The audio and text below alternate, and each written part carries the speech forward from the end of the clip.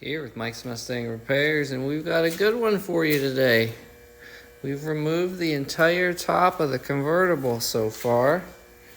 I'm not sure if it's going to be easier or harder to put it back together, but that's our project. Wish me luck.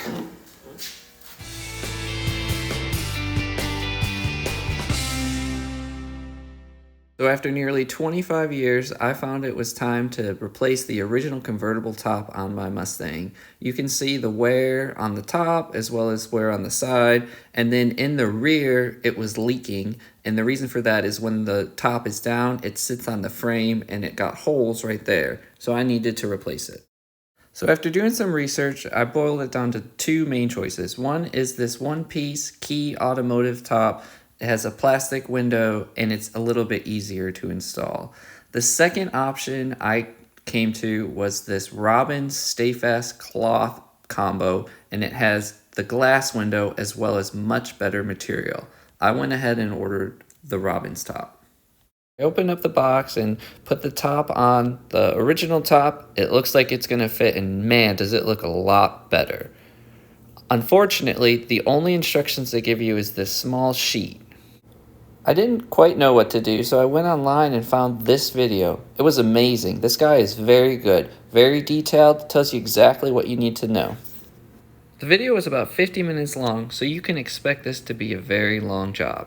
I'm going to walk through some of the things that I found while doing this top as my very first top, and hopefully they help you along the way. Removing the top was fairly straightforward with the exception of a lot of staples and these spring tensioners. Let's talk through that. Alright, so let's talk about this spring thing that gives everyone trouble. There's one on either side of the car. It's attached to the body down here, and then there's a spring that holds tension, and that goes up, and there's a V-shaped object that connects to a grommet in the top. And so the top is always compressed and pulling up, the spring is pulling down. This is a real pain to get out. What a lot of people do is they just try and grab it and just pull and pull and pull until you get enough tension to get off of that. But there's an easier way. So the approach I took was, while the spring had tension, I unclipped like this and made a V. And then I left that there until the very end of this process of removing the top. So when the top was basically completely undone, with the exception of this, there's no pressure on the top anymore, and you can slide it off very easily. So yeah, go ahead and make that the last thing you remove, with the exception of separating this V. You want to do the separation under pressure. For the reinstallation, you want to make this the very first thing you do, putting the top through the hole. And at this point, it's kind of tricky to put this together, so I actually saved that until a later step. And so once I had the top wires, the side wires that go through under tension, it gave me enough tension here to be able to hold this piece with my finger, and then using the needle nose through the well, you can then clip it on like that. I found that to be the easiest for me. I hope it helps you all. When removing the 19 plastic nuts in the rear of the car, note that they're a 12-point 13mm socket, not a common 6-point. Using a 12-point will help prevent stripping the nuts when you take them off. The part I'd like to emphasize here is to make the chalk marks on the old top, transfer them to the new top. Makes it super easy to install. Also make marks where the holes are. The new top isn't cut yet, and you can make the accident of stapling your finger through the new top. Maybe I learned that from experience.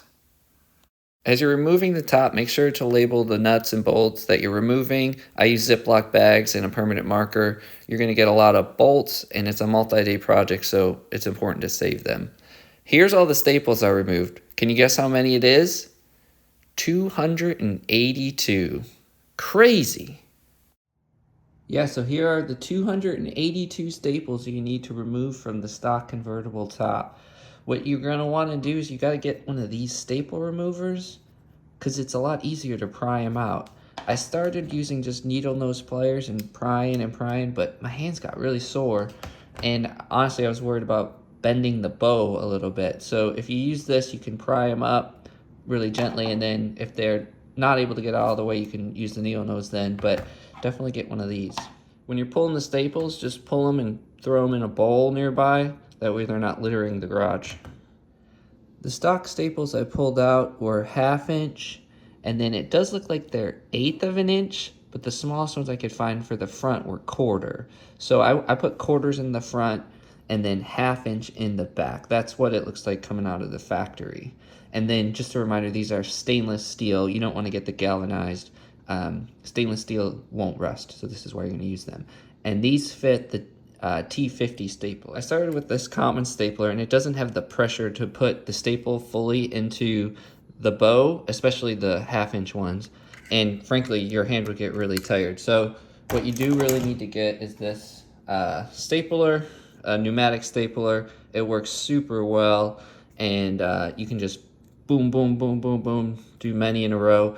I set the PSI to 90, and I got great results on that. And I did probably about 80 on the front. The 1/4 inch didn't need as much PSI. Something that you really need is a very good pair of scissors, the best you can find. This is something your grandma would use in making clothes or some kind of fabric. Stay Fast material is 3 layers, cloth, rubber, cloth, so these basic scissors don't stand a chance. I started the reinstallation process in the back, and I was pumped at first. I had gotten the back done, but when I put the top piece over the back, there was a gap, and so I slept on it, and I said, an hour of rework now will last a lifetime. So I went ahead and redid the back. Look how tight it is. I got it. Beautiful, beautiful. Following this guide, and sure enough, the 2-piece top became one with the convertible. Huge shout out to him, special thanks, great work. We got it done. Looks beautiful. Beautiful. Very nice tight on the back. I was worried about that. We got the trim repainted. That was something I wanted to do as well. But look at that. Amazing. So much better. So clean. Looks good. Nice dark finish. Really makes the car pop. So this is good. Good stuff. What a great project. It took about 2.5 days for me to complete by myself, which I thought was great. The cost was about $1,200 with all the tools that I purchased, which is phenomenal compared to the $3,000, $3,500 quotes I was getting. I set this video up a lot differently than the way I usually do. I hope you like this setup. Thanks for watching. Come back next week.